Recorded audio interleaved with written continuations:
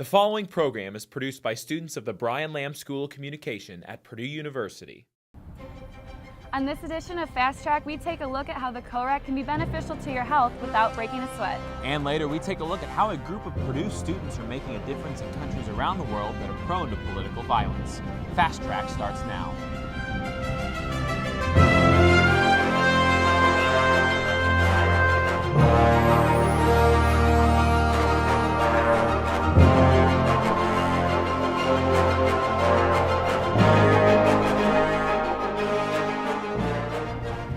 Thank you for tuning in to Fast Track. This week's episode is coming from the Memorial Mall next to the John Purdue statue. I'm Trevor Peters. And I'm Christina Van Zelst. What some students and Purdue affiliates may not know is the co-rec offers more than just exercise equipment. If you want to learn how to prepare a healthy meal or socialize with others who are learning to cook, then the demonstration kitchen may be the place for you.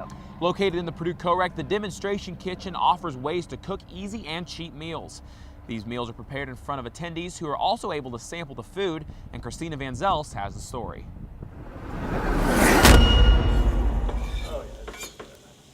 Cooking can sometimes be a challenge for those who don't have a lot of time on their hands or who have never really learned how to prepare a meal. The demonstration kitchen, located in the Purdue co-rec, aims to make cooking easy for everyone by demonstrating recipes and meals that are quick, easy, and affordable. Every semester, the co-rec demonstrates about 14 different recipes to accommodate mainly college students who are living in apartments or places where they need to cook for themselves. At each scheduled cooking demonstration, the student instructors provide nutrition information, culinary techniques, and food sanitation guidelines. I saw it kind of being built off to the side, and that's when I figured, that sounds like a pretty fun job. Started cooking more on my own, got in here, and then, it's just gotten kind of out of hand since then. Each demonstration has varied in recipes such as sports nutrition foods and clean eating meals, and attendees are able to sample everything that's made. As the demonstrations have grown in popularity, students and Purdue affiliates find them to be a great learning experience. I think I enjoy hearing the students talk about what they've learned in classes and kind of integrating that with what I've learned. Being with other people too, talking about how they cook and learning new cooking hints. I thought the food was really good. I thought the instructors were really fun and interactive throughout the whole presentation, so I enjoyed coming. I heard this on the radio downstairs at the co-rec. I'm like, oh my gosh, that's perfect. And we get to eat food too. The demonstration kitchen also offers private cooking demos and kitchen rental to gather friends and colleagues to host meetings, celebrate with a group, or just to cook together. Just the fact that it's a good way to bring people together, you get to make a meal, socialize, those kind of things. That's probably my favorite part. The scheduled demonstrations cost $10 and are open to Purdue affiliates only. To sign up, visit the Member Services desk at the co-rec or call 765-494-3109. Reporting for Fast Track, I'm Christina Van Zelst. Let's take a quick look at the current weather conditions from Fast Track's meteorologist, Matt Seedorf. Thanks, guys. We had a cool start to the morning today with cloudy conditions with temperatures in the 30s, but it warmed up as the clouds began to move away. And we currently had a high temperature today of 48 here in Fort Wayne, 47 in Warsaw, and 50 here in Lafayette. Our current satellite shows clouds to the west. Those currently will be moving in later on this tomorrow and into tomorrow night, where we can expect some showers. But currently, right now, we have some clouds over our area. There are partly cloudy to mostly cloudy skies, and they're generally clearing up, which make a great evening for tonight. Our current temperature is at 49 degrees with a dew point of 31, which gives us a relative humidity of about 50%. Our winds are out of the north at 3 miles per hour, so it's very calm out there. As I said earlier, our high temperature was 50 degrees today. We had a low of 32. If you plan on going out tonight, you should expect mostly clear skies throughout much of the evening, with temperatures in the upper 40s around 8 o'clock. They go down to about 43 at 10 p.m. and 40 at midnight, and they should dip down to about 38 at 2 p.m. For a more detailed forecast, I'll be back later. Thanks, Matt. The Purdue Peace Project is an organization that allows Purdue University students to truly make a difference in another country, and more importantly, in a country that is prone to political violence. The organization is made up of PhD graduate students in the Brian Lamb School of Communication who are chosen to conduct research in countries that the project works in, such as Ghana, Liberia, and Nigeria. These graduate student researchers get the chance not only to conduct research firsthand with these distant communities, they also get to experience the positive impact that the Purdue Peace Project has on individuals there. The Purdue Peace Project had many different accomplishments in their past projects, and they continue to change the lives of others as they begin their projects in Central America. The mission of the Purdue Peace Project is to convene groups of local citizens in fragile states where clearly identified situations threaten to lead to political violence, and encourage and assist these citizens in their efforts to bring about peaceful solutions. The Purdue Peace Project members support local communities to reach peacekeeping solutions and avoid violence by providing the communities they work in with a setting in which to convene community meetings. The project also provides financial resources these community leaders need to initiate the solutions they create in these meetings.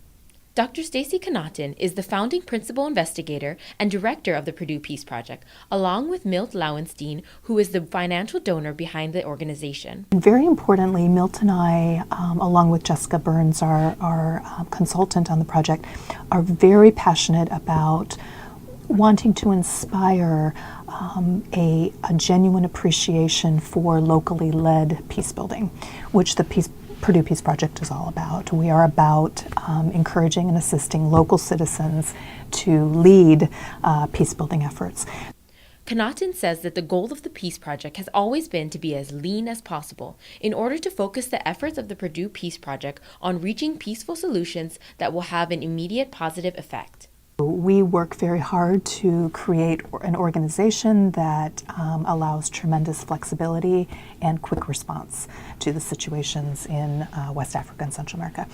The Purdue Peace Project currently possesses sites in Ghana, Liberia, Nigeria, El Salvador, and is currently in the process of building connections with the local communities in Burkina Faso, West Africa. Before the Peace Project is invited to work in a community, Dr. Connaughton must go through an extensive process in which she visits the country they plan to work in several times before starting the project in order to gain their trust. Something she had done recently in El Salvador, the next location where the Purdue Peace Project will start its work. I've traveled to the country 4 times, building relationships with a local community, with other NGOs, with the Catholic Church, with fishermen, with youth, right? And every time I go, I hope that we're cultivating our relationship, our trust in each other even more. The Peace Project strives to be an organization that convenes local peace committees, which allows the local leaders in that country to come up with their own peacekeeping solutions. This means that the Purdue Peace Project does not come in with a specific agenda that they advise the local communities to follow. We believe first and foremost that those local citizens have the knowledge, the experience, the expertise in order to be able to design and implement those strategies themselves. Graduate student research assistants are a core aspect of the Purdue Peace Project due to the fact that preventing violence in these countries requires systematic observations and data collection of the peace-building processes that the Purdue Peace Project carries out. One graduate student researcher in particular, Lilia Yakova, faced a situation where all her communication and research with community members in Liberia had to be done online. Shortly after she had been assigned to the Purdue Peace Project's Liberia location in 2014, the outbreak of Ebola in that region ceased any travel to the project location. The only way in which we could work with the people was through online communication. We did an Ebola prevention campaign there with the people who were our collaborators in the field. They were actually the ones who designed the campaign, who implemented the campaign, but we couldn't travel there. After the commercial break, we're going to continue the story about the Purdue Peace Project because of the importance of the impact that it has on people in other countries. And later we show you how one of our reporters is a true storm chaser. Stay with us. It's one small step for man,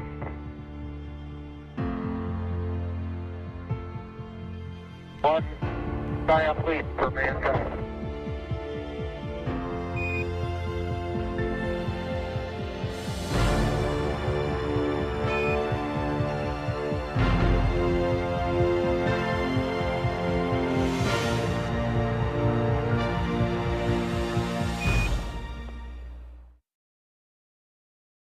The San Francisco Jazz Collective features 8 of the most dynamic performers and composers in jazz today.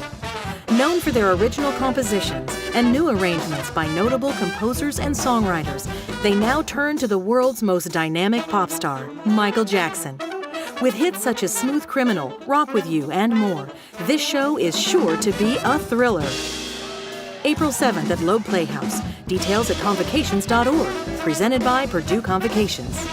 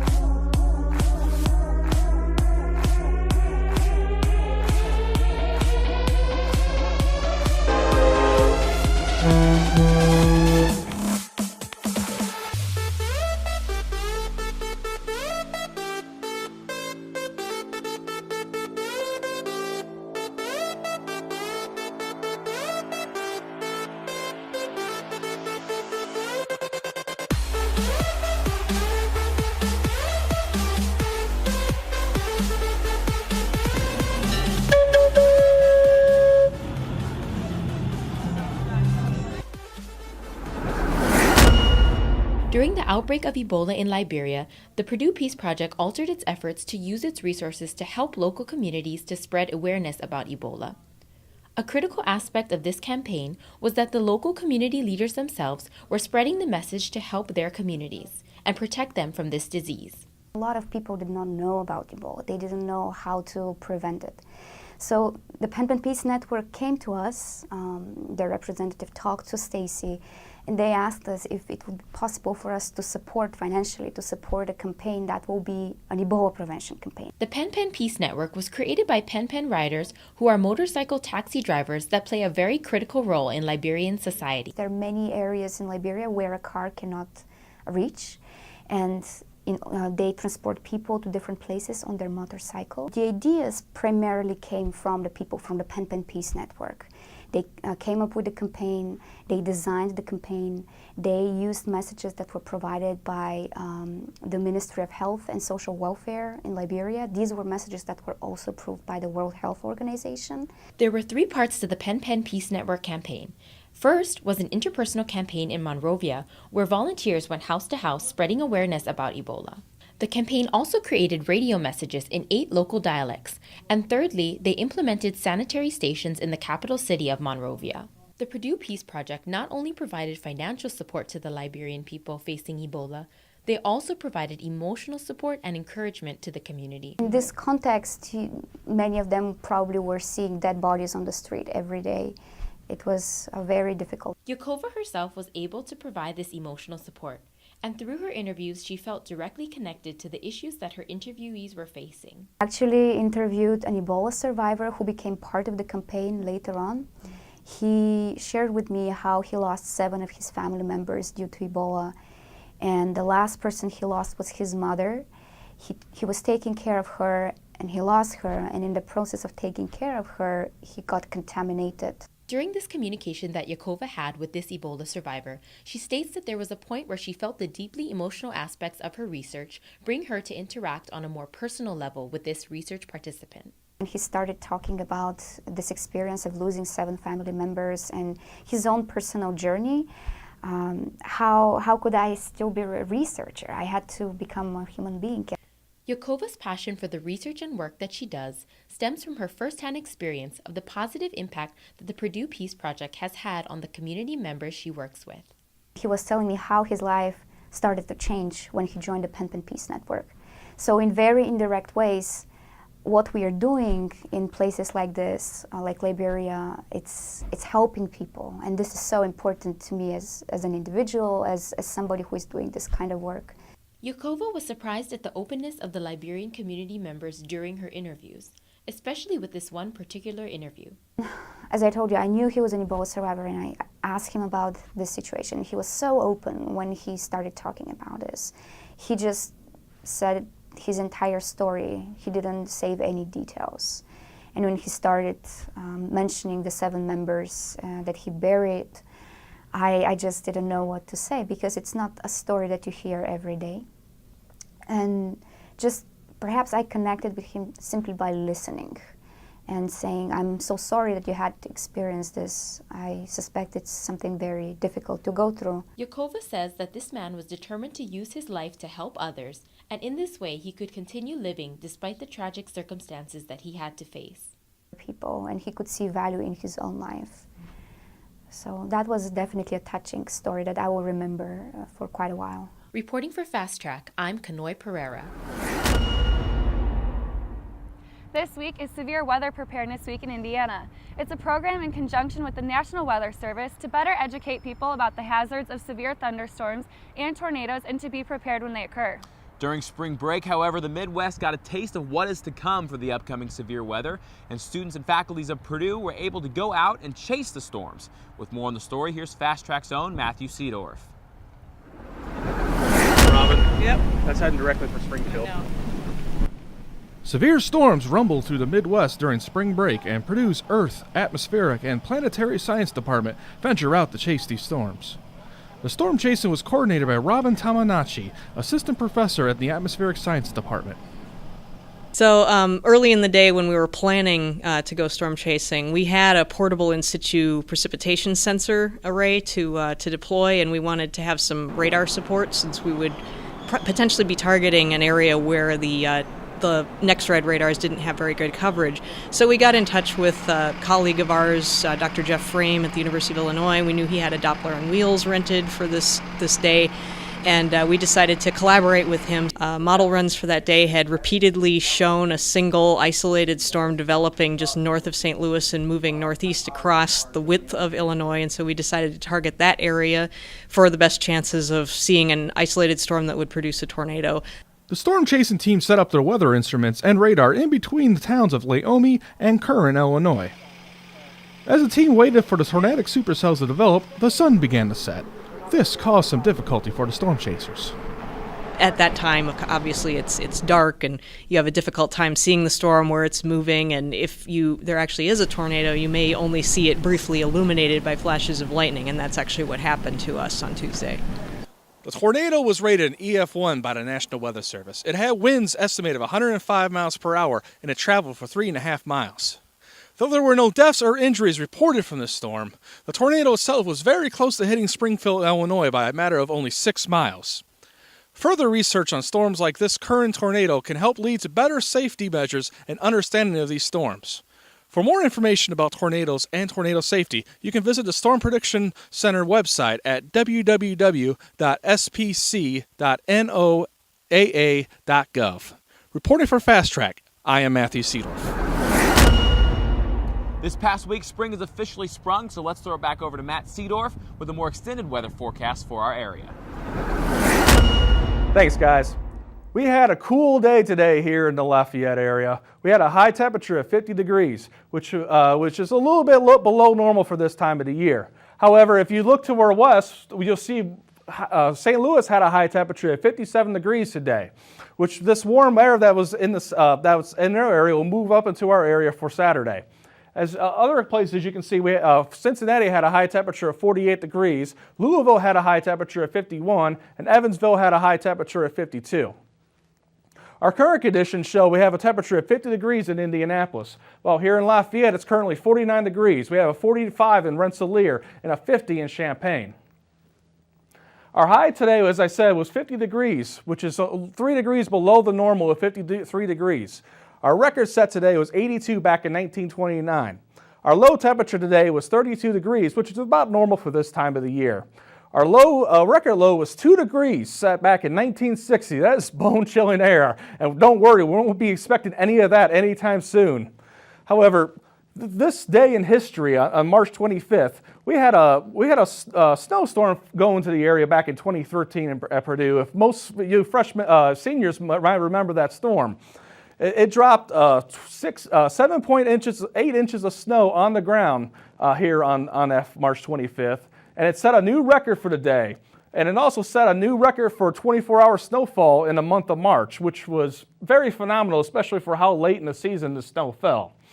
However, we shouldn't be expecting any type of snow like that anytime soon, so don't worry about any of that for the coming rest of the forecast.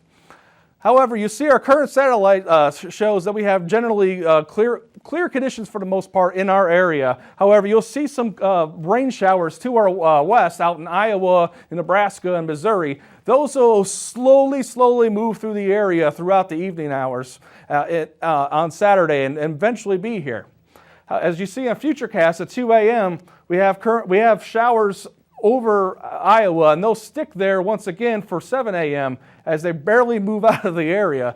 We should have, which will give us mostly sunny skies throughout the day, pretty much on Saturday, excuse me. And then on Sunday, you see those showers finally move into the area just west of us here at about 2 a.m. on Saturday morning. However, we should have a stray shower throughout the evening, possibly Saturday night after midnight. However, most of the big action will happen on Sunday. Our low temperatures for this evening will be 32 here in Lafayette, and generally low 30s throughout much of the area, on the exception of Champaign, Illinois, which will have a low temperature of 35 degrees. Our forecast for Saturday is partly sunny skies and warmer, with a high temperature of 60 degrees. Our winds will be out of the south at 10 miles per hour. And on Saturday nights, you expect clouds to be on the increase with mostly cloudy conditions throughout the evening, with a low temperature of 38 degrees and a slight chance of showers after midnight as well. We cannot rule that out. And the chance of precipitation will be on that will be 30%, with winds to be out of the south at 5 miles per hour. And on Sunday, you should expect mostly cloudy conditions with scattered showers throughout pretty much the entire day. We should see a high temperature of 59 degrees, with winds being on the south at 8 to 12 miles per hour. The chance of precipitation will be 50%. Our 7-day outlook shows we'll have showers continue throughout the area on Monday with a high temperature of 54 degrees. Tuesday, you should expect conditions to begin to moderate with mostly sunny skies on Tuesday and Wednesday, with a high of 52 on Tuesday and a high of 62 on Wednesday.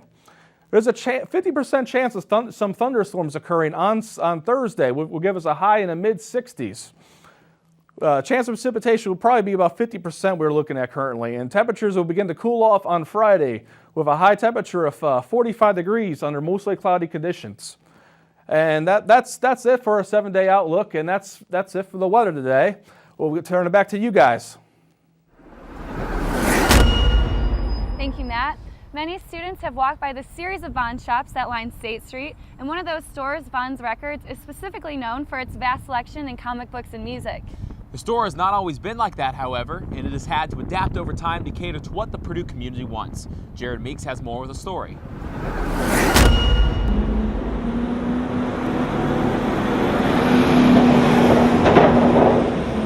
John and Sylvia von Erdemenstorff came to Purdue for graduate school in 1967. By 1968, they had started a tiny bookstore in their apartment. Well, the store started in one room of the apartment we were living in, so it was considerably smaller than it is now. With nearly 50 years, it's grown a lot. But we found when we came to town that there were just lots of areas that were not being dealt with at all. If we wanted a book, we had to special order it. If we wanted music at an affordable price, you just didn't find it. LPs were 3 for $10 when we started, incidentally. So this sort of evolved out of a need or a lack elsewhere in the area. Now, that tiny bookstore is a series of Vons stores that stretch along the heart of Purdue's campus. Vons Record Store, however, survives by selling only comic books, music, and other small items. But how? I've actually had to answer this recently to a Purdue staff member who's about 28, and he was a little worried that he was either not in the normal demographic of our buyers or that he was buying too much or whatever. But honestly, we have tons of students. We even have some high school students from the area. We've got plenty of staff members. We've got people, like children, that are on their parents' subscription up to probably our oldest person, probably like late 60s is our oldest subscriber. So we have a pretty wide swath of people. For music, it's all over the place. There's people that have been buying here since the 60s, and there are people that like stumble across this place every day or even coming through town, so you really get to see a wide variety of people. Vons operates believing that the in-store experience they offer is what keeps the people coming back. I mean, it's very convenient to order to like the Amazon store over there, or to pirate something or something like that. But some people do appreciate the idea of like coming in here, asking me what's good, or what how should I be reading this book, or things like that. Vons Record Store has had to evolve over almost 50 years, adapting and changing as the market does with it. I have to say I'm kind of sad to see video leaving, but it's on its way out now because, well, we started with VHS. We were, as far as I know, the first people to rent VHS tapes in Indiana. We thought of the idea, and now it's passing away as everything goes to downloads. But things change. With the recent success of movies like Marvel's Deadpool and DC's Batman vs. Superman, it looks like Vons Record Store will be in business for a long time to come. Reporting for Fast Track, I'm Jared Meeks. While preparing resumes through college, students find many ways to volunteer, and some have found a way to volunteer through the local Wabash Township Fire Department. Students and volunteers of all ages provide their time and skill to protect the city with no pay. More with the story is Morgan Hange.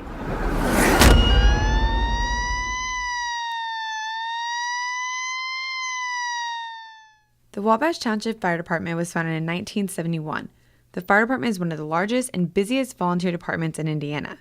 Wabash Township runs off of 2 paid employees, and the rest are all volunteers. This offered an opportunity where could work in a team and really, under high-stress situations, just give back to the community and protect people.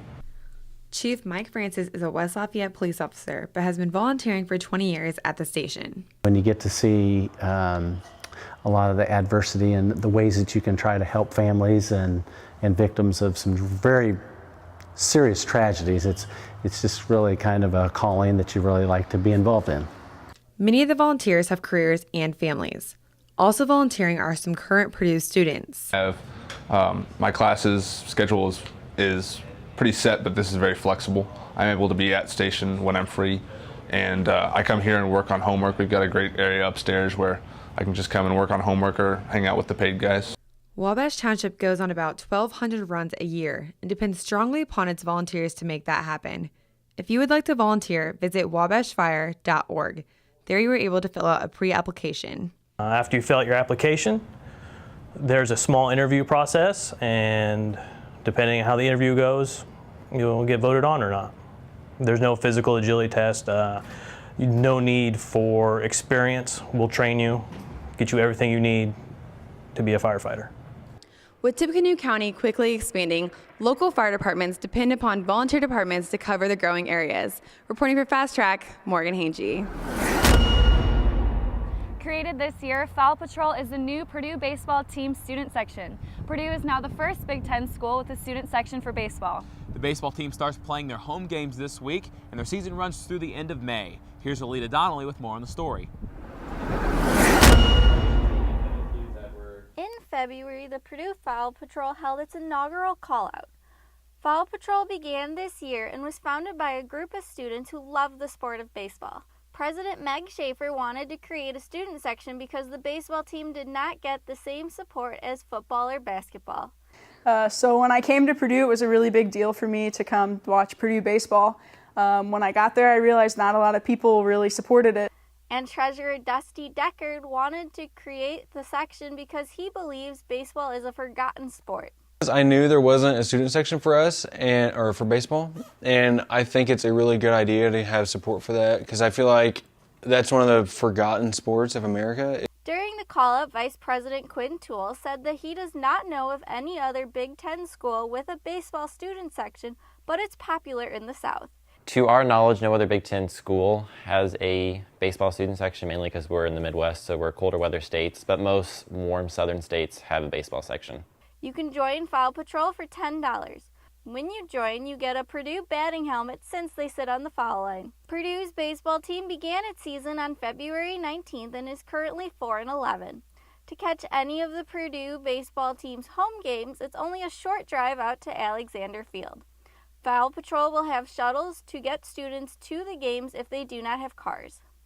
For any Purdue student, it's free admission for every home game. On Friday, March 25th, the team will hold its annual Hammer Down Cancer game. On Saturday, March 26th, there will be a Purdue baseball card giveaway for the first 450 fans. And for Easter Sunday, March 27th, there will be a post-game Easter egg hunt for children in 8th grade and younger. Reporting for Fast Track, I'm Alita Donnelly. Before we go, let's take one last look at the weather to see what we can expect for this upcoming weekend. Matt, what can we look forward to?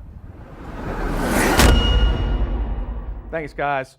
If you guys are planning on going out tonight, expect a really nice but cool evening tonight with mostly clear conditions and cool with a low of around 34 degrees. Winds will be out of the southwest at about 5 miles per hour.